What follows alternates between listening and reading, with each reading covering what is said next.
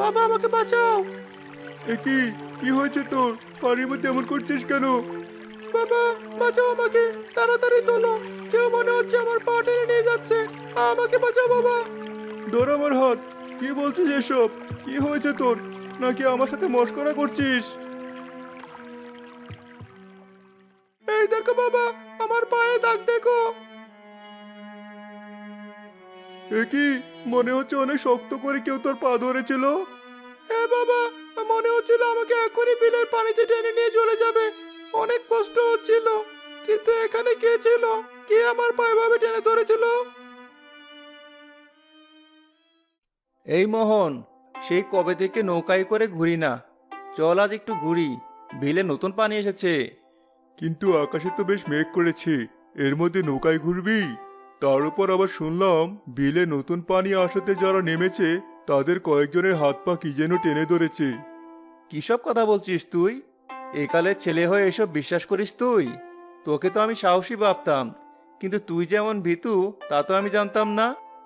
আমি মোটেই ভীতু না, যা শুনেছি তাই তোকে বললাম। আচ্ছা চল তাহলে ঘুরে আসি।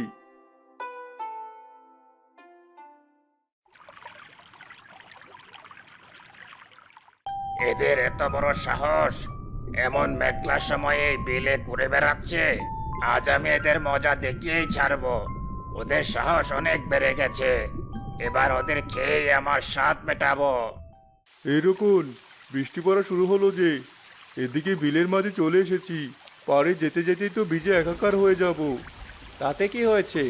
এতেই তো ভালো হলো, নৌকাও ঘোরা হলো, আবার বৃষ্টিতেও ভিজতে পারলাম।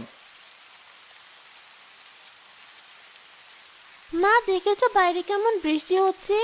এমনি পানি বাড়ছি, তার মধ্যে আবারই বৃষ্টি। ভাইয়া যে কোথায় করছে কে জানি। ছেলেটার আক্কেল খুবই কম।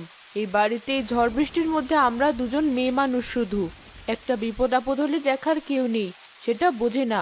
আসুক আজ বাড়িতে, তারপর দেখাবো। এটা কি হচ্ছে বলতো? এই নৌকায় তো কিছুতেই সামনের দিকে এগুচ্ছে না। ওই মেচো খেকোটা কি আমাদের পিছু নিল নাকি? দূর, কি যে বলিস তুই? পাগল হয়ে গেছিস নাকি? দেখছিস না কেমন বাতাস উঠেছে? সেই জন্যই নৌকা ওদিকে যাচ্ছে না। তুই ভয়ে সব গুলিয়ে ফেলেছিস দেখছি। আরে তাই তো, আমি তো খেয়ালই করিনি যে বাতাসের বেগ ওদিক থেকেই আসছে।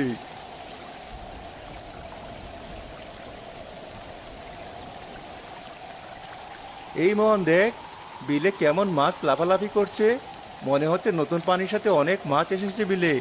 আর শেষ রাতের দিকে আসবি নাকি মাছ ধরতে? তোকে আবার একথা বলছি কেন? তুই যে ভীতু। তুই আমাকে এভাবে একদম ভীতু বলবি না বলে দিলাম। ঠিক আছে, শেষ রাতে আমি নিজে তোকে ডেকে মাছ ধরতে আসবো। তুই বাড়ি গিয়ে জাল ঠিক করে রাখিস।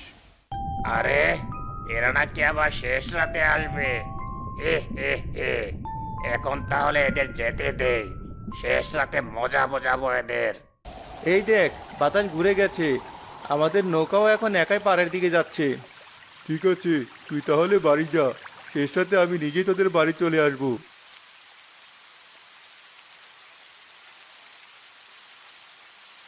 ও বিদু বলল তাই মাছ ধরতে রাজি হলাম, কিন্তু আমার মনে হচ্ছে কিছু একটা হতে চলেছে। বৃষ্টি আরো বেড়ে চলছে, তাড়াতাড়ি এবার বাড়ি যাই। আজ শেষ রাতে একটা আস্ত মানুষ আমাকে ভোজন করতে হবে। এবার আর এটাকে ছাড়া যাবে না। যে করেই হোক, এটাকে আমি ভোজন করবই। আবার বলে কেনা মাছ ধরতে আসবে। হ্যাঁ হ্যাঁ হ্যাঁ, মাছ তো ধরবো আজ আমি। মা, একটা গামছা দাও দেখি, ভিজে কাক হয়েছে একেবারে। এই ঝড় বৃষ্টির মধ্যে এখন তোর ফেরার সময় হলো? তোর কি কোনো আক্কেল হবে না? জানিস এই বাড়িতে আমরা মা মেয়ে ছাড়া আর কেউ নেই, কাছে কোনো বাড়িও নেই। একটা বিপদ হলে কেউ দেখার নেই, তবুও তুই কি করে বাড়ির বাইরে ঘুরে বেড়াস? মা, রাগ করো না, আমার ভুল হয়ে গেছে, আর এমন হবে না। কেন রাগ করবো না? আর আমাদের কথা না হয় তুই না ভাবলি, তুই নিজে যে এই বৃষ্টির মধ্যে ভিজেছিস, তোর কিছু হলে তখন কি হবে? না তোর বাপ বেঁচে আছে, না তোর একটা ভাই আছে, তুই কি একটু এসব চিন্তা করবি না? মা, আমার খুব খিদে পেয়েছে, তুমি এখন আমাকে কটা খেতে দাও দেখি। বস, দিচ্ছি। দেখলে মা, ভাইয়া কি চালাক। তুমি বকাবকি করবে বলে খিদের কথা বলে ভাইয়া তোমাকে থামিয়ে দিল। খুব পাকনা হয়ে গেছিস তুই, এমন একটা দেব না। হয়েছে হয়েছে, এবার দুজন খেয়ে ঘুমিয়ে পড়।